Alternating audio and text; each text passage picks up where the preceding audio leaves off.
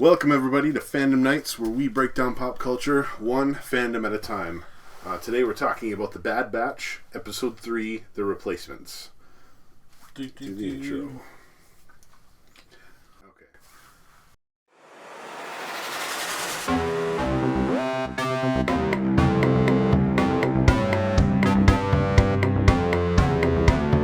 Three, two, one.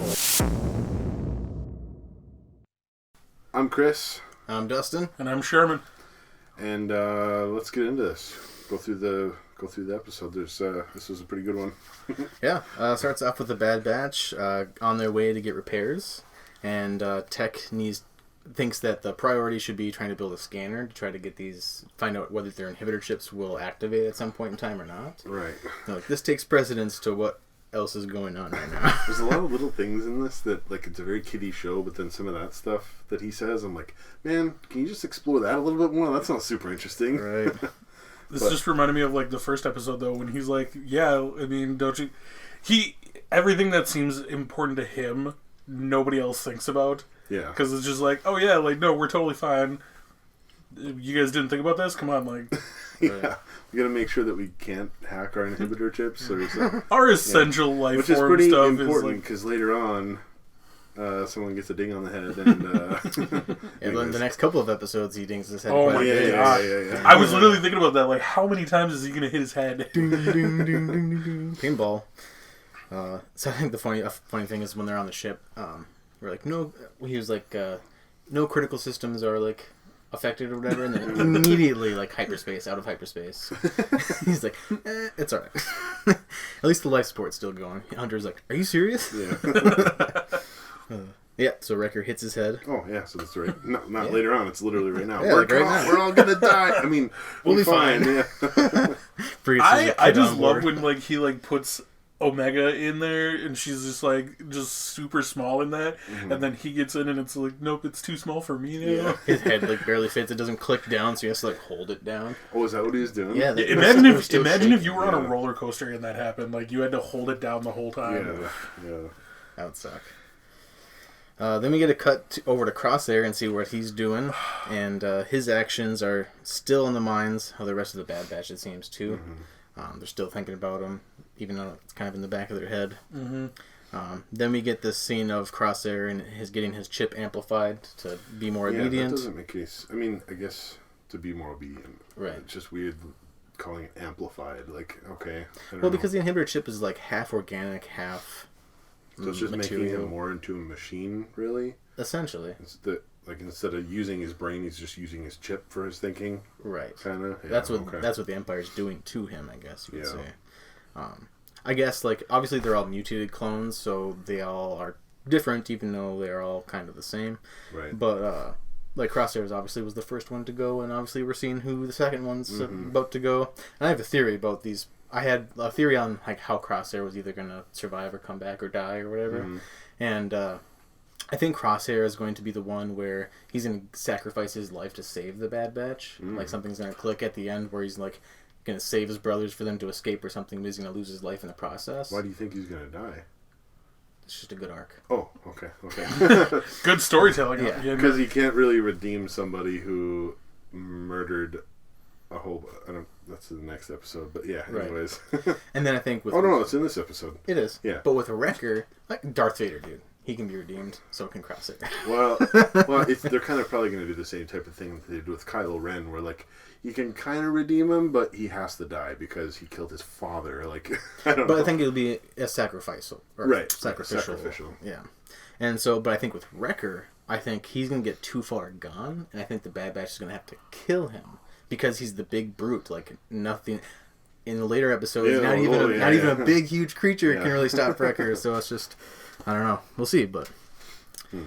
Yeah.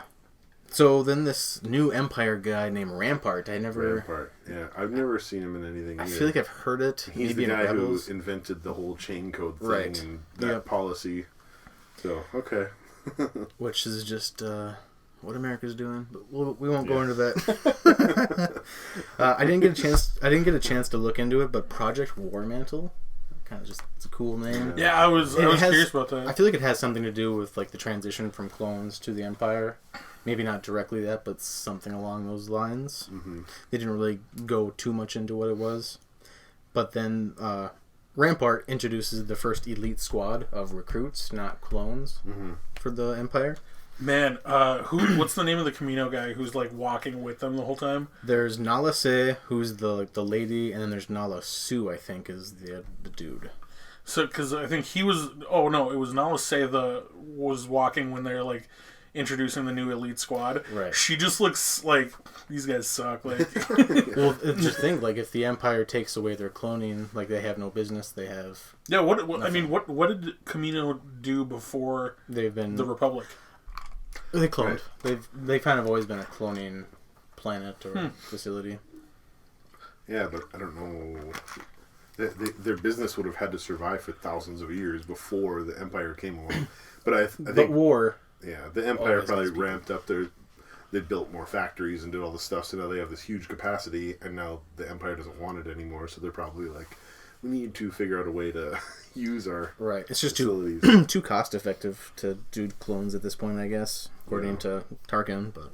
Yeah, their whole argument for that, it doesn't make any sense. Like, you raise a kid from birth to follow you with a chip in his head, or you just have some random soldier, like... it's going to be way harder to train a random soldier. On the PR front of it, like, you'd want the loyal, like, normal people, like, with not clones. The ones who chose it? Yeah. Exactly. Okay. The people who are willingly joining because, you know, like we got to see in this episode, like, those elite squads are like, the Empire, like, gave us a roof over our head and, like, gave me a home, or gave us food and, like, so they're protection. Already grateful, and they're grateful of what the Empire is doing because the Republic didn't do that. They're trying to humanize the Empire. Correct. Which I think is cool. Yeah. It's a cool aspect of it. Yeah, I know Joe, like, he's my neighbor. Like, he signed up for the Empire, like, three months ago. He's doing great. Yeah. I mean, even looking, like, A New Hope in some of the lost, or in some of the deleted scenes, like, Luke wanted to join the Empire. Yeah. Be a pilot, and, like, his friend, Did he Dark want to join the Spigslider. Empire? I thought he wanted to be a pilot for the Empire. Oh, I thought he wanted to join the Rebellion the whole time. No. Well, that's what they edited. He didn't know to. what the Rebellion was until that's what they changed it to. Right. Yeah, growing up, like, on the outskirts of the, like, Republic and the Empire, like, the Empire is the best thing, or, like, view. Yeah. Well, it's kind of the only view. I guess, right? So Wrecker, you can see his head is obviously still hurting, and you can see every time his head hurts, he always grabs right where the inhibitor chip is. So just foreshadowment. Yeah. The Ordo Moondragon. Yeah, Ordo. I didn't catch that the first time I watched this episode, but later on I'm like, Ordo, because that's what Steven, his like call sign name was on all his games and stuff, was Ordo Fett. Like, he just invented that. But then I looked it up, and Ordo... Do you know much about Ordo? It's a planet? It's a planet, and, like, it's a Mandalorian planet, I guess. That's all I know. So, I don't know. I was hoping you had some, like, deep knowledge on it, but I don't know. I said that it was a planet, and then people can be named that, like Ordo something, Ordo whatever. Like, it's a pre-name, got a surname? I don't know. Yeah. No clue. Again, didn't really dig a whole lot into this stuff yet, but yeah. But obviously the Ordo Moondragon, I like how when it feeds on the raw energy, how it like just kind of flickers throughout the whole body. Pulsates through, yeah. Right. That's cool. It's just strobes. Yeah. So then the new elite squad goes and attacks the rebels, and yep. Yeah, Crosshair and his team go ambush Guerrera's troops, and then the hostility between the clones and the recruits continues to grow, because the recruits are like, the Empire doesn't even want you guys anymore, like, you're going to be obsolete soon, I'm going to be commander soon. And Crosshair's like, I'll keep that in mind. I just thought it was funny, like, that guy who was super cocky, he's like, oh, enjoy being in command for now. Yeah. And then, like, right. Just... boop, done. All right. This episode is one of the darkest moments of all of Clone Wars or Star Wars animation, at least. Really? For sure. Holy crap. Well, I mean, point blank killing people. Like, he killed... Do you know Saw Gerrera? Nope. Done. He killed that person. Then he killed one of his own troops. And then it zooms in on his helmet, and as the blaster fire and like screams are happening, flame throwing people to death. What? Like just having a flamethrower out there, like that was. I mean, they didn't really show anything happen in the movies, but there's a flamethrower, dude. Right. And like you're shooting a flamethrower in there. It did kind of bug me though. There was one scene where he's like shooting the flamethrower at the ship with the open door, and then it cuts away, and then it comes back, and he's like going to flamethrower the ship, but the doors close.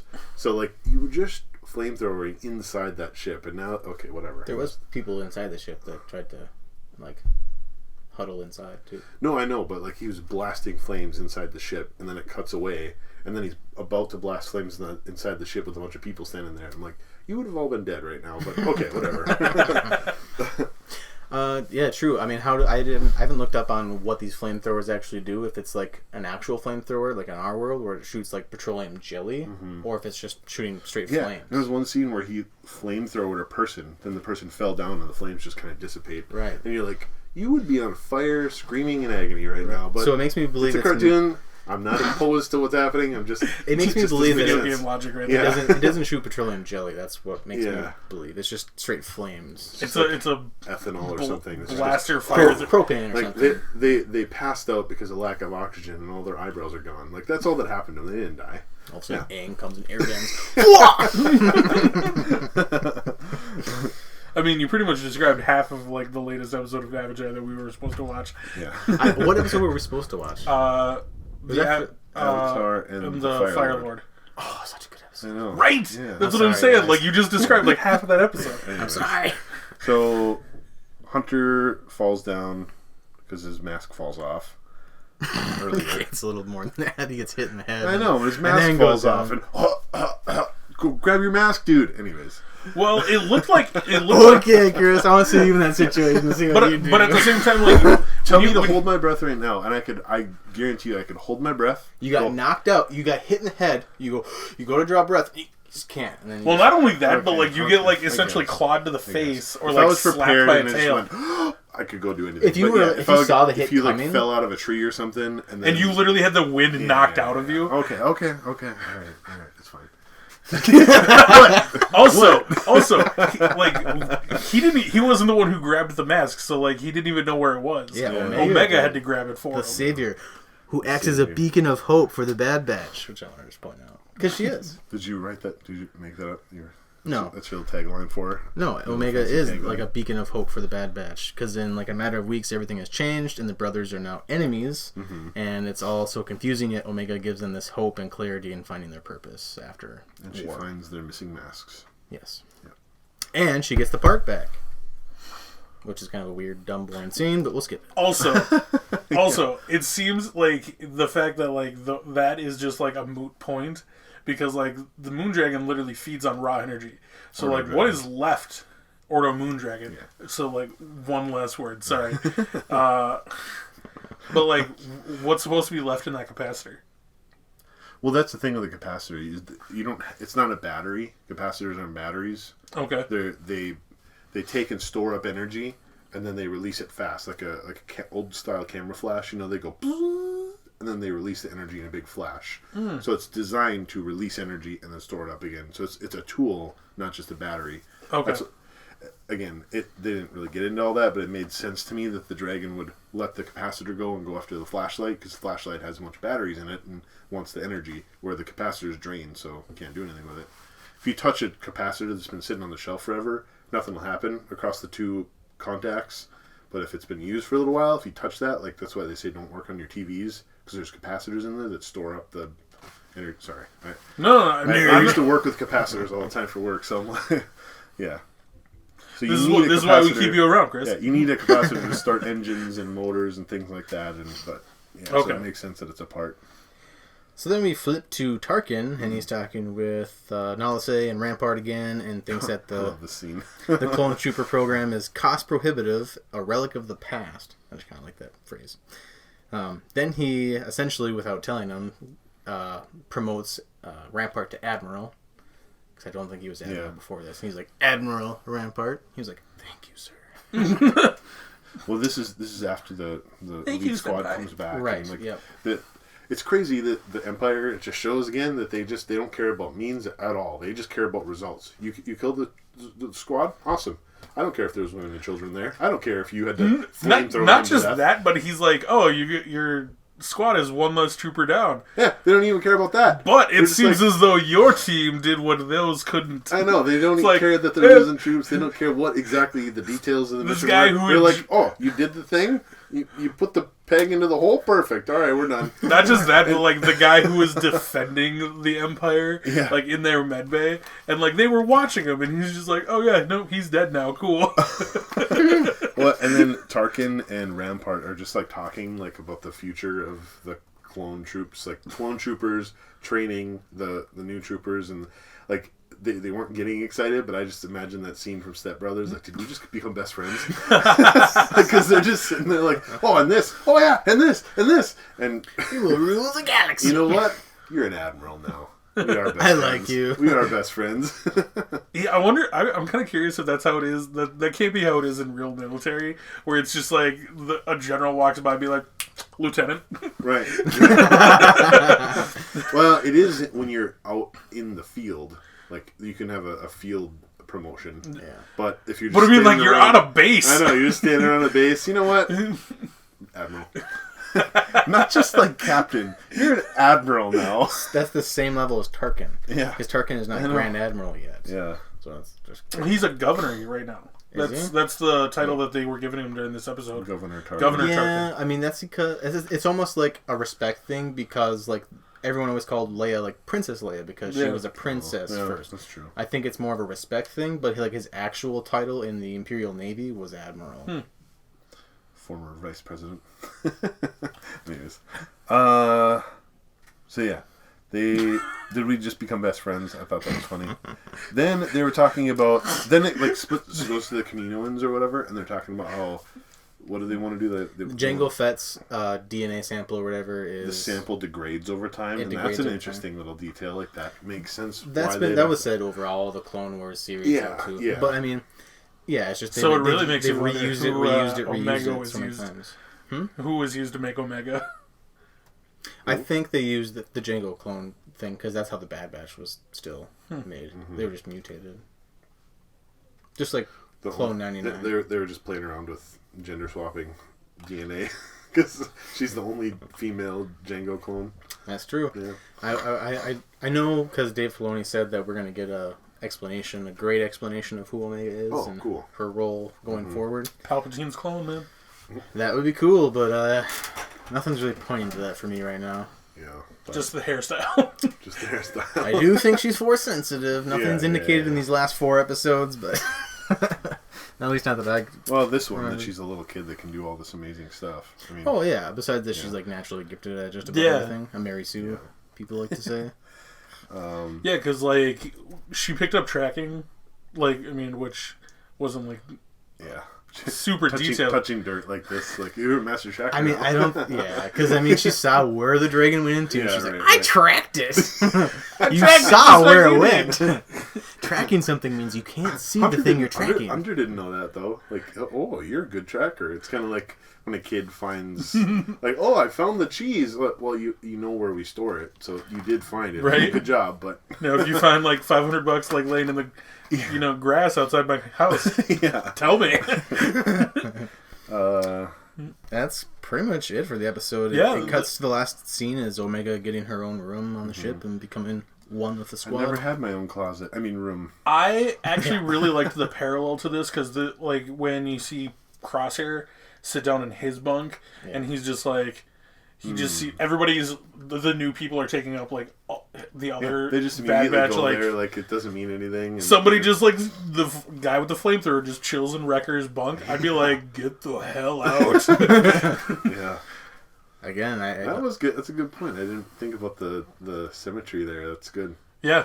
Yeah. I've never had my own room before, and Crosshair's like, I've had this room and it's changed. Other people have had this room. We're my brothers, right? It's good. That makes me like this episode a lot more.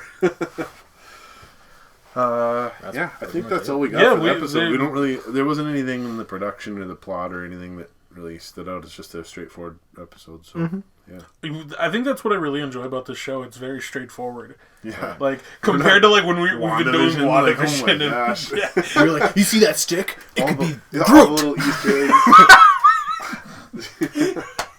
Dude, a buddy of mine Josiah just got married, and he had a hexagon as their like altar thing, and I'm like, he's Mephisto. Anyways, just walk around #Mephisto. You're passing out little flyers, business cards with just like a hexagon on it. Mephisto here. It's a wedding. Bringing the devil into a raid. Well, I think that's all we got, guys. Into a pastor's kid's wedding. Follow us, like, comment, subscribe on YouTube.